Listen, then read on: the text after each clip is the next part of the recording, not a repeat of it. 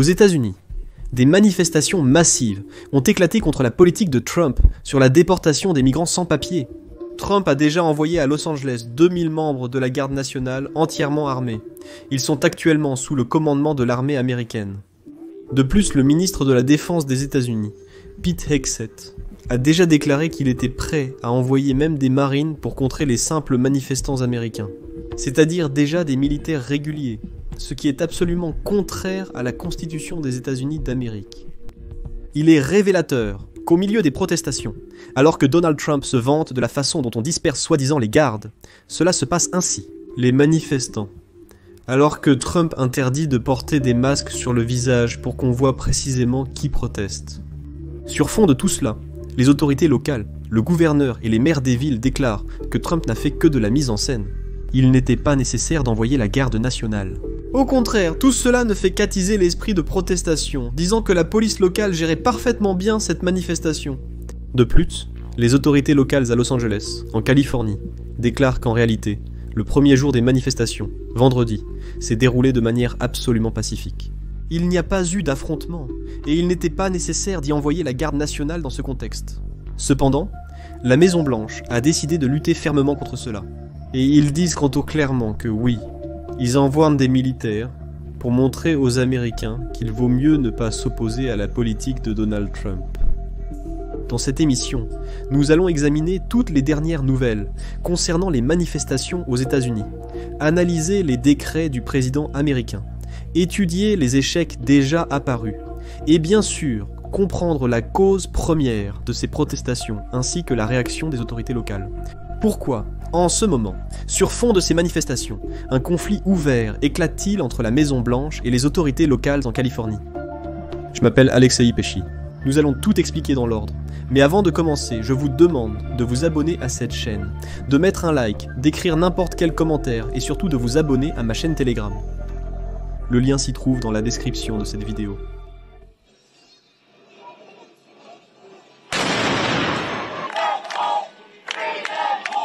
En Californie, des manifestations de masse avec affrontements, impliquant la police et la garde nationale, ont débuté. Parce que la veille, le président Donald Trump a signé un décret présidentiel ordonnant l'envoi de 2000 membres de la garde nationale à Los Angeles, pour disperser les manifestations qui ont commencé en réponse aux raids d'immigration. Les autorités de l'immigration et les manifestants s'affrontent depuis 2 jours dans la région de Los Angeles. Les troubles ont commencé vendredi après que des dizaines de personnes ont été arrêtées par des agents fédéraux de l'immigration à différents endroits. Les arrestations ont lieu dans le contexte de la répression de l'immigration par Donald Trump, qui a inclus des vagues de descentes et d'expulsions à travers tout le pays.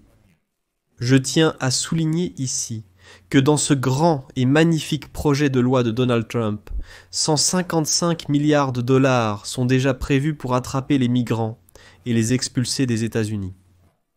Les forces de l'ordre, en tenue de protection, utilisent depuis 2 jours des gaz lacrymogènes et des grenades assourdissantes pour disperser la foule dans le centre de Los Angeles et dans la ville de Paramount.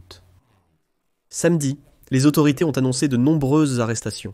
La porte-parole de la Maison-Blanche, Karoline Leavitt, a déclaré, je cite, « Ces opérations sont nécessaires pour arrêter et inverser l'invasion des criminels illégaux aux États-Unis. » Après cela, les dirigeants démocrates irresponsables de Californie ont complètement abandonné leur responsabilité de protéger leurs citoyens. Le gouverneur de Californie, Gavin Newsom, a qualifié le déploiement de troupes dans l'État de Californie de provocation délibérée et a averti que cela ne fait qu'accroître la tension lors des manifestations. Selon lui, il s'agit d'une mission erronée qui sape la confiance du public. Des responsables de l'administration Trump ont qualifié les manifestants de « fauteurs de troubles illégaux ». Pendant ce temps, la police de Los Angeles a déclaré que les manifestations de samedi dans la ville sont restées pacifiques et que les événements se sont terminés sans incident. Il est donc totalement incompréhensible qu'on ait dû faire appel à la garde nationale. Dans une autre partie du comté de Los Angeles, une foule de manifestants à Paramount est devenue de plus en plus agitée, lançant des objets et faisant preuve d'un comportement agressif envers les agents fédéraux et les adjoints du shérif. C'est ce qu'a déclaré le bureau du shérif de Los Angeles dans un message consultatif samedi soir. En réponse, le bureau a demandé des ressources supplémentaires dans tout le comté et a déployé des adjoints supplémentaires du shérif. À Compton, une voiture s'est été incendiée alors que des manifestants commençaient à se rassembler. Vendredi, une vidéo montrait plusieurs projectiles lancés contre des officiers équipés de gilets pare-balles et de boucliers de protection près du centre fédéral de détention à Los Angeles. Caroline Levy, la porte-parole de la Maison-Blanche, affirme que Trump a appelé la garde nationale pour, je cite, « résoudre le problème de l'anarchie qui a été autorisé à s'aggraver » et que des foules agressives ont attaqué des employés des services d'immigration et des agents fédéraux des forces de l'ordre. Trump a exercé ses pouvoirs conformément à la section 10, qui permet au président de faire appel à la garde nationale, si nécessaire, pour repousser une invasion, réprimer une insurrection ou faire appliquer les lois. Cependant, les autorités californiennes pensent que les actions de Donald Trump aggravent précisément toute cette situation. Le gouverneur de Californie, Gavin Newsom, a appelé les manifestants à Los Angeles à ne pas recourir à la violence lors des protestations contre l'immigration, car cela offrirait à l'administration Trump le spectacle qu'elle souhaite. En d'autres termes, le gouverneur de Californie demande aux manifestants d'éviter toute confrontation avec la garde nationale, car c'est précisément ce que Trump souhaite. Et ensuite, Gavin Newsom déclare ce qui suit. Le gouvernement fédéral prend le contrôle de la garde nationale de Californie et déploie 2000 soldats à Los Angeles. Ce n'est pas parce qu'il manque de force de l'ordre là-bas, mais parce qu'ils veulent du spectacle. Mais ne leur donnons ni l'un ni l'autre. Le gouverneur de Californie a appelé à s'exprimer pacifiquement et à rejeter la violence. La déclaration du gouverneur de Californie est sensée. La Maison-Blanche suggère qu'en plus des 2000 gardes nationaux, ils sont prêts à déployer des troupes régulières de l'armée américaine pour réprimer les manifestations à Los Angeles. Le ministre de la Défense des États-Unis, Pete Hegseth, a déclaré que les Marines américains en service actif à Camp Pendleton sont en état d'alerte renforcée pour être déployés en réponse aux manifestations des immigrés à Los Angeles. Dans un message sur la plateforme annonçant la mobilisation de la garde nationale en réponse aux manifestations, Hegseth a déclaré que les Marines basés dans le sud de la Californie pourraient également être appelés si la violence se poursuivait. Comme il l'a déclaré, ils sont déjà en état d'alerte renforcée. L'utilisation de la garde nationale pour mettre fin aux manifestations est généralement décidée par les gouverneurs en accord avec les autorités fédérales, et, par conséquent, la réaction de l'administration Trump aux manifestations est extrêmement excessive. Et de nombreux experts qualifient la proposition de Hegseth concernant le possible déploiement de troupes régulières à Los Angeles de choc, parmi tous les chocs, comme le déclarent actuellement les autorités locales. Déployer la garde nationale et menacer d'envoyer des Marines n'était pas approprié dans cette situation. C'est impensable. Cela viole toutes les dispositions de la Constitution des États-Unis, selon lesquelles les troupes régulières ne peuvent pas être utilisées contre le peuple américain.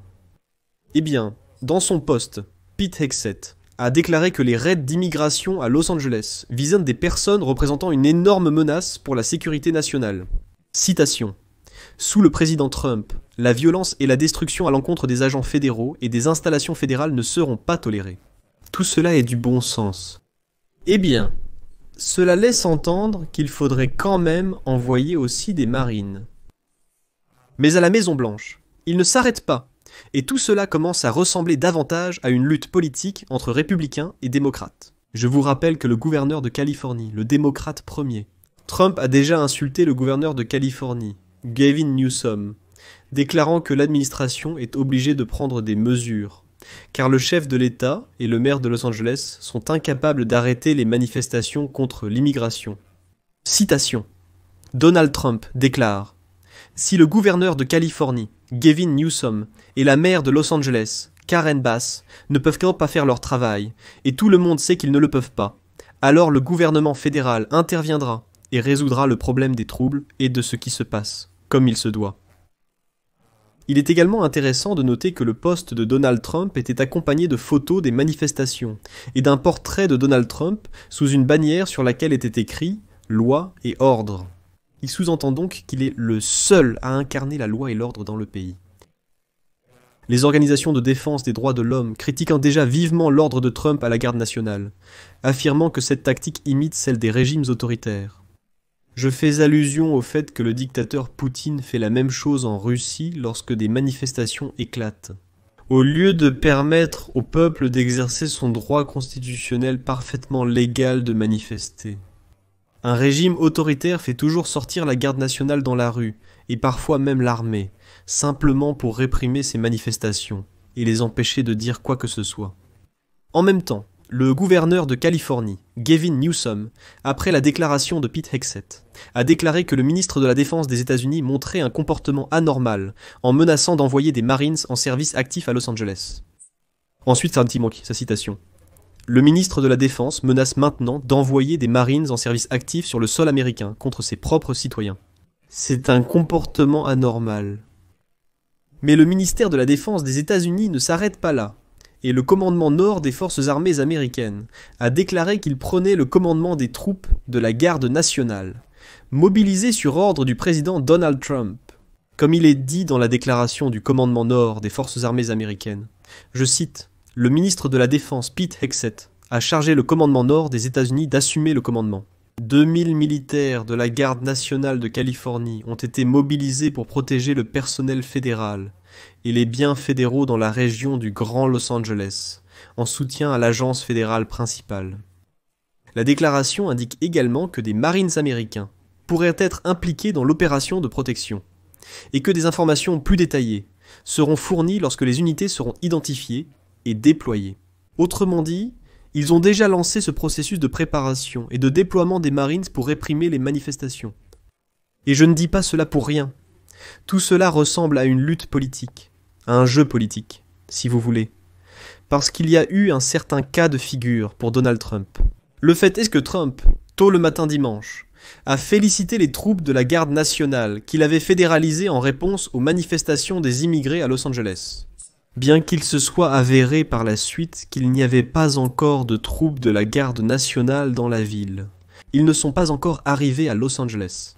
Et Trump écrit déjà, je cite, « Excellent travail de la garde nationale à Los Angeles après 2 jours de violence, d'affrontements et de troubles. » Mais après cela, la maire de Los Angeles, Karen Bass, écrit que, je cite, « Pour être clair, la garde nationale n'a pas encore été déployée dans la ville de Los Angeles. » Et maintenant, les journalistes, beaucoup sur place, disent qu'il n'y a vraiment aucun signe que des unités de la garde nationale se trouvent à Los Angeles. Concrètement, dans la déclaration du commandement nord des États-Unis, qui exercera le contrôle opérationnel sur toutes les troupes fédérales et la garde nationale de Californie, quelques heures avant le poste de Trump, il était dit qu'il fournirait des informations supplémentaires lorsque les unités seraient identifiées et déployées.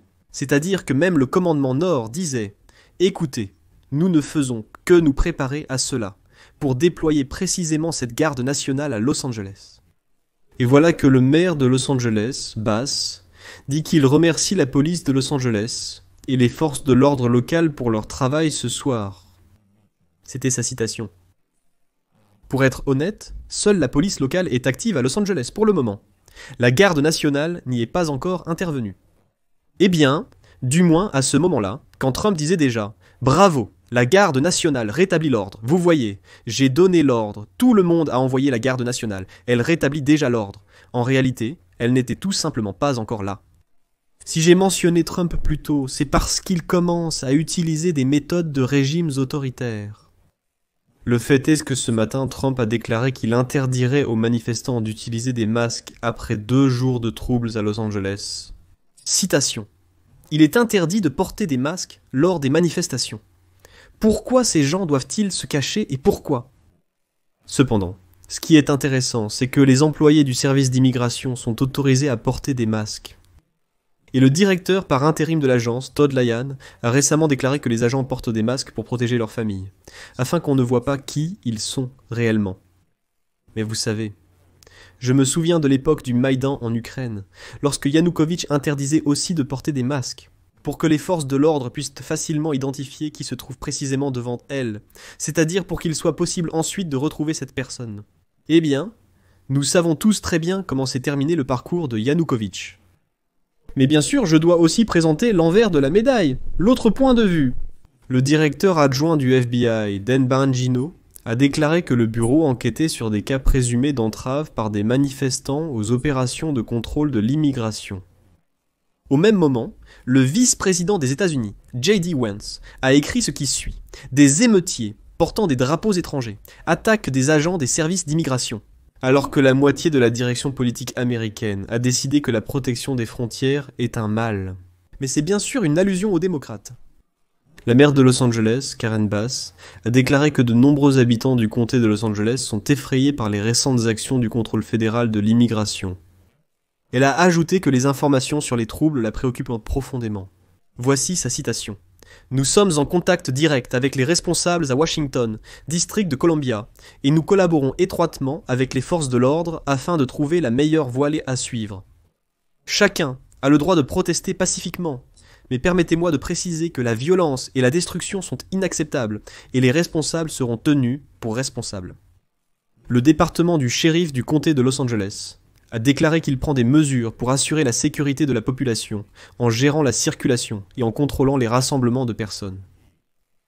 De plus, dans la déclaration du service d'immigration, il est dit que, je cite, « Nos courageux officiers étaient en nette infériorité numérique lorsque plus d'1 millier d'émeutiers ont encerclé et attaqué le bâtiment fédéral. » Il y est également déclaré qu'il a fallu 2 heures pour réagir d'une manière ou d'une autre et résoudre ce problème.